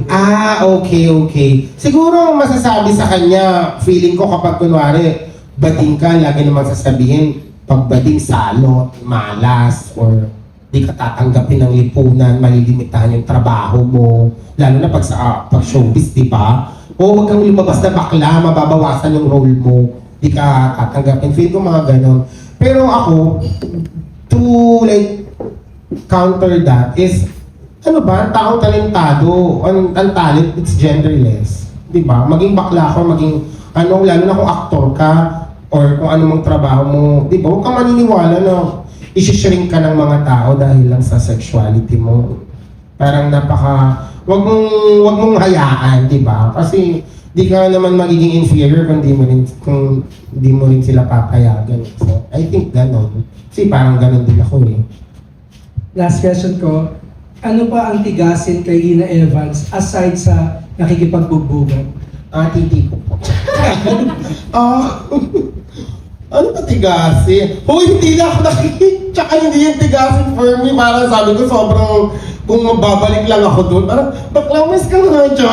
Parang, ano ba ginagawa mo? Kadiri ka talaga. Siguro na ko lang din yung culture na bugbugan ng high school na kailangan kasama to para maikwento ko sa podcast in the future. Wow. Pero hindi ako, ayoko nga ng violente, ayoko ng pisikalan kasi parang feeling ko lagi na siyang last resort ng isang discussion. Ba't di maging pisikalan, di ba? Parang hanggang pwedeng madaan sa mabuting usapan. Gusto rin kung nagpa-firing ka ba? Yung mga ganon. Yung mga tigasing gawain. Wala. Malambot ng gawain, wala eh. Hindi ako marunong mag-volleyball, hindi ako marunong mag-bike. So, wala. Siguro pinaka-tigasin ko na is, I show up in the most difficult times. Sino ka dyan, Bipileni? Oo, parang siguro, laging what is expected of me, I deliver kahit gano'ng kahirap, kahit kunwari may sakit ako, or minsan may personal akong problema. Basta parang pag may ina-expect sa akin, I always make sure na maibigay ko siya. Minsan sabi ko, mas more than pa. Siguro isa pa for me, pinaka-tigasin ko talaga is, hindi talaga ako mukhang pera. Kasi minsan yung may mga, paano ko ba ito sasabihin ng walang ma-offend? Ayun. Parang, minsan kasi may mga tao na pera-pera na lang talaga, di ba? So kahit lunukin na nila yung sarili nilang tae, humalik sila ng pet ng mga taong hindi nila gusto gagawin nila for the sake ng money. And feeling ko nagiging tigasin ako in a sense na, no. Babalik na lang ako sa pagiging kanal, sa squatter, kesa mag-promote ng mga ganyan, kesa sumuporta sa ganito, kesa balaktutin yung dignidad at prinsipyo at integridad ko sa buhay. Kasi at the end of the day, dapat mawalan ka man ng pera, di ba? Pero dapat yung integrity mo nasa sarili mo yan. Kasi kung pati yan nawawala, tapos pera na lang meron ka, it's a soulless, sad life. Sa CR ba kayo nagsunto? Hindi sa Dos Castillas Street, sa gilid, sa gate ng, ng Monsay, di ba? Yung labasan pag uuwi. Diyos ko po. Thank you po. Thank you, Jojo. Next po, from Manila Times, Tessa Iza Iglesias. Oh my God, spreadsheet po. Hello po. Hi. Tungkol muna sa show, hindi ata natanong kung paano mo pinaghahandaan yung show, gaano kahaba, paano mo hinahati yung katawan mo, yung oras mo. Sabi mo may theater ka, may teleserye ka. Yes. yung- Para mahati po yung katawan ko, gumagamit ako ng oil. Tsaka, actually, ang ginawa ko talaga, Oo. Pa-half-wise. Hinanap ko po yung mga pwede ko maging guest. Parang mas inuna ko yun para mabuo ko yung sketch. Kasi nga dahil naisip ko siya as a parody ng mga comedy shows, ng mga stand-up shows, gusto ko yung super nakakatawa talaga siya. So impromptu talaga. So from there, and dahil nga The Baklang Kanal show live, ang ikikwento ko po kasi talaga dyan, ang sabi kasi ng producer namin, ikwento ko dyan yung buhay mo. So, ikwento ko din simula nung pinanganak ako, paano nakakilala yung mga parents ko, and sobrang nakakatawa din kasi talaga siya, pati yung pinanganak ako, so hanggang paglaki ko. So, ganun yung kwento na nababali lang siya ng mga, syempre commentaries about politics and everything naman na important to me. Sa totoong buhay lang, hindi pa kami nag-rehearse at all. Ang plano ko sana gawin namin siya this June, kasi this June at least, umi-ere na yung theater, hindi na ako nagre-rehearse. So parang mas may mga free days na ako ng weekdays na pwede namin siyang gawin. Tsaka wala naman kasi masyado kami i-rehearse dyan. Bukod lang dun sa mga konting mga production number. Yun. And then, kailan mo naisip na stop mo muna yung panggaga kay Kuya Dick? Ano reason for that? Nakakahingal kasi eh. Di ba? Abang buhay ko magsasalita ng ganito. Nakakapagod yun.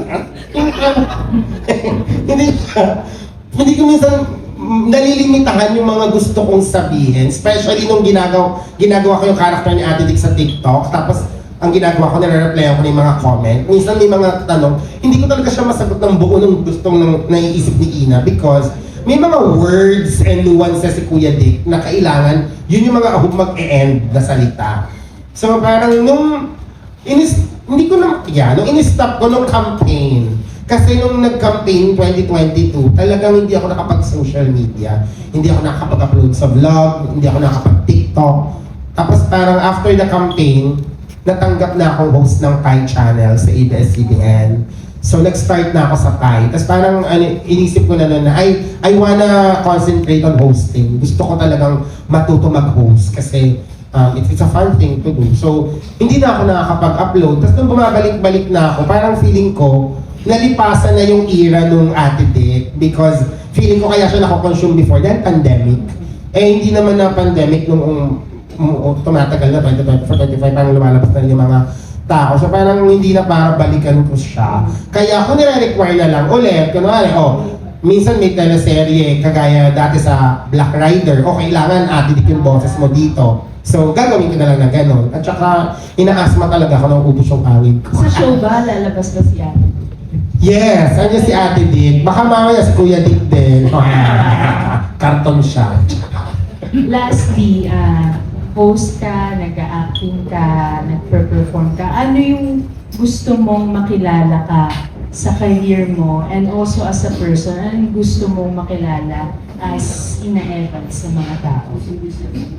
Gusto ko lang talaga na tumatak sa kanila na isa lang po akong baklang kanal na nangarap lang, nagtrabaho lang.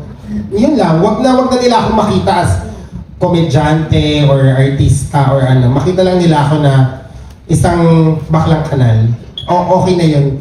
Na parang pag tinanong, sino ba yan si Ina? Yung baklang kanal, pero parang pag sinabi nila yung baklang kanal, the reputation precedes it na ganun pala yun. Kasi naging host siya, naging artista siya, naging sexy actress siya. Wow. Ganun. Thank you po. Phone in? Totoo ba yan siya? Sino daw yung gwapo kasama? Si Arky, friend ko, painter. Pinapapintura ko kasi yung sarili ko eh. And thank you, Iza. Next po natin. Ay, grabe po talaga ang press. It's the freedom of the press. Next po natin, BCTC po, si Micah Almacen po. Hello, Sir Mike. Ay, si Mike. I mean, kahit kailan, lagi ka madaming dalang bag. Di ka lang kung nagbibenta ka man ng lema dyan. Padala ni Kibuloy. Okay, sa dami ng mga ka-work na celebrity, meron bang parang kinalayan ka, inatodyadan ka? Ito ginagawa ko si Sasa Girl. Sino ka katulad ko yan? Lagi may nasasabi sa mga katrabaho. Tinarayan ako? Yes! Meron. Parang feeling ko, hindi ka magiging ganap na artista kung hindi ka ma-experience ng mga ganun, di ba? Yes, merong nagtaray naman sa akin. May nagtaray sa akin, pero hindi siya directly eh. Parang wala na siya sa set. Tapos, nagreklamo na pala siya about it. Kinausap mo ba siya? Nag-sorry ako. Nag-message ko na mahaba. Ganun. Kasi, Was it your fault? Fault mo ba? Or... oh my God, ba't ko ba ito binuksan? Batain na. Nakakainis ko si Markel magtanong! No, ang context kasi nito is nagjo-joke ako about something sa set na nagawa niya, which is naging meme. So, meron siya nagawa na naging meme, tapos ginagawa kong joke sa set. And at first, it was okay. Pero parang eventually, nung inuulit-ulit ko, napipikon na pala siya. Hanggang sa sumabog na siya, umuwi siya. Di niya tinapos yung taping. So ako'y napagalitan ng malala. Kasalanan ko kasi. Parang kilala na. Parang gano'n. So, hindi ko kilala. Pero kumusta naman kayo ngayon? Okay! Okay kami. At least naging okay na kayo. Okay kami kasi parang feeling ko, ano lang din yun eh, height of the moment na, kasi mabait din naman siya and fan niya ako. And sabi ko talaga, wala akong any ill intention na i-offend siya. Kasi sinasakyan niya pa ako eh. Nagulat lang ako bigla na, totoo ba galit siya? Nag-joke pa kami kanina, parang gano'n lang. Kasi parang, anong ginawa mo, Ina? Pero syempre may dalawang side, pero okay na yun. Ako na lang yung mali sa kwentong ko. Ano ba kayong dalawa? Oo, kuluda para sa... Ha? Yun, naging meme. Clue? Yun, naging meme clue na yun. Anong project daw siya rin? Magkano ba? Pero ikaw, may natarayan ka na. Natarayan? Parang dahil na inis ka sa kanya or something. Hindi kasi ganun yung approach ko. Parang kunwari, may nakita ko na paano ba yung mga usual na tarayan yun dahil hindi namansin. Ako na yung mamamansin. Parang to prevent na, di ba? Ano ba, mag-aangasan pa ba tayo dito? Tapos kapag kunwari naman hindi nagbibigay, na binibigay ko lahat, kinakausap ko na, uy, nakakahiya kasi parehas tayong bago dito. Or minsan, uy, ano, kabisaduhin mo. Yung, lagi akong, mahilig kasi ako makapag-usap talaga, madaldal ako eh. So, lagi akong naniniwala ako na karamihan talaga ng bagay na dadaan sa mabuting usapan. So, hindi na para magtaray, ano ba yun? Pero dati kasi talagang sa software, patola ka talaga. Oo, pero hindi ako magtataray na. Mga 10 years ago. Yes. I mean, ano ko naman yun, learning curve. Yes. Pero ikaw, what do you consider your greatest achievement as Nina Evans? Greatest achievement? Siguro yung hanggang sa edad kong to, hindi pa rin ako nagdodroga. Kahit napakadaming nagpipilit at nagsasabi na nagdadrugs ako. Wala. Makeup ko lang yun. But how do you say no? No talaga. Kasi nung bata ako, dahil nga ako sa pag-aaral, alam ko na kapag nagdroga ka, there are parts of your brain na totally mapi-freeze and hindi na siya babalik sa dati. So parang ako, ano mangyayari kapag yun na nga lang ang meron ako, malileche pa, di ba? So, and I'm against it kasi marami nasisirang buhay, may mga kamag-anak akong naging addict. So, hindi ko siya pinapromote kasi yung mga party-party drugs, ayoko talaga. And so, para mapunta sa isang trabaho at sa circle ng mga tao na laging naggaganon, grabe yung achievement ko para hindi ako makatikim ng kahit ano yan. Hanggang Devil Gen 40 lang talaga. Pero para namin dati nagagano. Kita mo na? Isa ka pa, Michael. Center ka pa, di ba? Oh! Bakit? Saan ako kukuha ng pambili doon? Wala po talaga. Kahit nga marijuana eh. Kasi yung iba talagang marijuana pag nasa Thailand, di ba? Ako, Inom lang. wala talaga. Alak lang. Tsaka lalaki. Choose your ano na lang. Struggle. Thank you, Mia. Next po, si Nazabel Tavares from Pelikula Mania and Hype Mania and others. Oh my God, Yung dalawa hello, kasi it's not an Ina Evans show kung hindi siya political. Yeah. And nabanggit mo naman kanina na may political yung show mo. Pero anong masasabi mo doon sa mga tao na pagod na sa politics, yung parang ayaw na iniiwasan na yung issue ng topic ng politics? Lagi kasi ako nandun sa kailangan kasi natin siya laging isingit eh, pero dapat maging bite-sized pieces siya, na hindi siya totally nakakarindi. So parang I think, ganun din yung gagawin ko. Even naman kapag I talk about it, hindi siya isang straight na ang haba na very preachy. Lagi akong bumabalik. Lagi may mga joke or based on my personal experience or kung saan ba tayo mag-share ng common na nangyayari sa atin.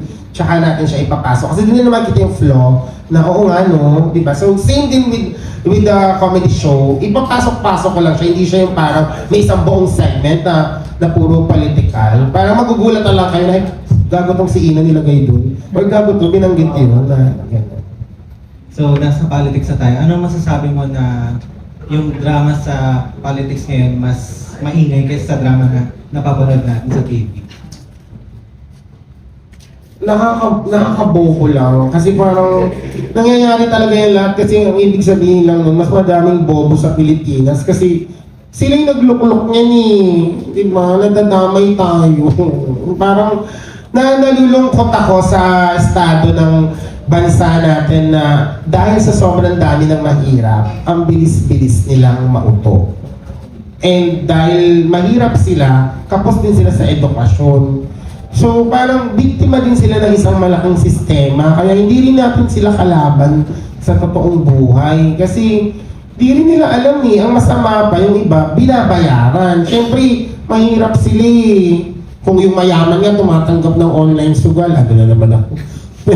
Paano pa yung mahirap na babayaran para lang mang-away at sabihin tama ang isang politiko kahit mali, kung makakakain na sila after nun. So, ang lungkot-lungkot na ganun na yung buong sistema ng bansa natin na nagkaroon na tayo ng mga bobo na nasa Senado na may mga pansariling interest. Nakitang-kita naman natin, hindi siya rocket science na pag tinignan mo yung nangyayari ngayon na nakakahiya na siya pag napanood dyan ng ibang bansa. At saka, hindi yun yung mga napag-aralan natin na and ang weird na pinagtatanggol sila and hindi nahuhuli, hindi natatanggal na anong future ng bansa natin? Sobrang nakaka-worry na parang minsan, ano ba, di ba mamamatay yung mga boomers para ano na, puro Gen Z na yung matira na nag-iisip na or what eh. Ang hirap eh. Hindi ko din, to be honest, hindi ko alam kung paano ito masosolusyonan.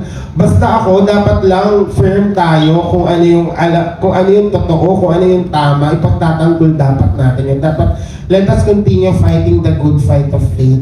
Kasi one day, di ba, matatapos din lahat to. Pero right now talaga, I think isa sa darkest moment ng Senate natin na parang ngayon ito nangyari, parang never ito napag-aral. Na naging ganito ka-cheap, ganito ka-gulo. Ang lungkot. So sana ma-solve ng next nating leader yung problem natin sa education and poverty and corruption. Feeling ko kasi pag yun talaga na-solve those three things, the rest will follow. And doon pa lang natin ulit makikita na maayos yung bansa natin. But then again, di ba, hindi dapat tayo mawawala ng pag-asa. Last na lang, kasi yung parents mo na, ay mother mo na sa ibang bansa. So hindi sila makapanood. Oo, kasi yung pang-ticket nila papunta dito, pambili na lang nila ng ticket. Yung flight nila papunta dito, din yung pamasahe nila. Pambili na lang ng ticket, hindi na sold out. Charot. Wala, sobrang mahal. Tsaka, nag-enjoy sila doon dahil nagwo-work na yung mama ko sa Jollibee, tapos yung tatay ko sa McDo, sa mga crew sila doon. So parang feel nila na nagwo-work talaga sila sa US, tapos nandun yung apo nila, tapos may bahay kami doon. So, it's a different environment. Sabi nga ng mama ko sa akin last week, di na kami naku-homesick. Wow, yabang. May accent na siya. So, okay naman. Though, syempre, nakakamiss din kasi parang, lalo na nun, parang last year, na nagkaroon ako ng Sinimalaya, pinapunta ko yung parents ko. Iba kasi yung feeling na natin yung sila mudang. Sobrang love ko kasi yung nanay at tatay ko talagang, yung family ko in particular. So, ayun, ganun talaga eh. Parang OFW na ako. Baka ako na lang ang dumalaw doon kapag kumita pa. Kapag hindi ka pelikula na. Thank you. Thank you! Ha? Bawal ata magkasawa kasi baka magnakaw ng chicken joint. Sa dami ng nega sa ating bansa, hindi ko ba naisip na umalis? Wala yung nakapending pa yung petition. Pero parang ayaw ko pa. Ina, sabi mo kanina gusto mong kausap yung mga intellectual na tao. Like, sino presidente. At kung magkakaroon ka ng talk show. Yeah. Sa mga senador ngayon, sino ang intellectual na gusto mong makausap at ano ang sasabihin mo sa kanila? Ako gusto ko talagang makausap ng mas matagal si Senator Risa. Kasi parang super, pag kinakampaign ko siya, before, lagi lang kami mga small talk eh. Feeling ko kasi parang sobrang lumanay niya lagi. Parang laging whatever she does or she speaks, sobrang alam niya yung sinasabi niya. Pero nasasabi niya yun ng sobrang kalmado. So parang, ayun, ako kasi lagi akong babugso eh. So if ever gusto ko siya makausap, and yung mga plans niya in the future, and yung mga next na ordinance and bill na gusto niya mapasa. Yung ayaw mo naman kausap, pero gusto mo kausap, gusto mo rin may sabihin ka. Ang dami nila! Siguro, oh my God. Ang problema kasi din sa mga ayoko makausap talaga. Ay, wag daw sagutin. Bakit? Sobrang close-minded kasi nila eh. So, kayo na lang magbigay. Sino gusto nyo kausapin to? Bakit mabawal? Ito lang naman. Ako siguro si Bato na lang. Siya na lang kakausapin ko. If ever. Para lang feeling ko kasi very firm siya sa mga paniniwala niya sa buhay. So gusto ko lang siyang makausap sa mga nangyari din sa bansa natin. Kung willing siya makapag-usap, di ba? Kahit sa far exit kami. Kung okay lang sa kanya. Ayan. May gusto pa pong magtanong? Okay. Picture na lang po tayo. Thank you. Okay na kayo. Oh my God. Thank you so much po. Salamat po sa pagtulong.